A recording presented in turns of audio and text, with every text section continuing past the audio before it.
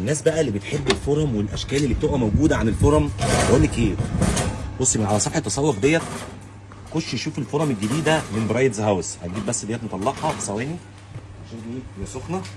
بسم الله الرحمن الرحيم. تعالى اوريك الشكل الجامد قوي قوي اللي هتشوفيه دلوقتي. بصي تعالي قرب قرب قرب. ايه رايك؟ ادي اول شكل، اول شكل ماشي. بص بص بص بص بص. هوبا تاني شكل. بص بص كيكه زبادي ايه. بص مطلع الشكل عامل ازاي يا عيني. بص رابع شكل عامل ازاي. حاجه عايزك تبص على الفورمه بقى عامل ازاي.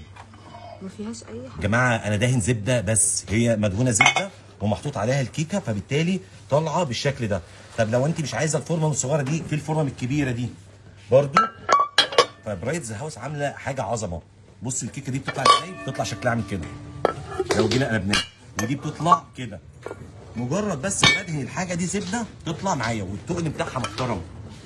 تعالى نفتح واحده ونشوف التسويه كمان بتاعتها عامله ازاي. لو انا جبت دي، بسم الله الرحمن الرحيم، عايزين ترانش، ايوه اهو.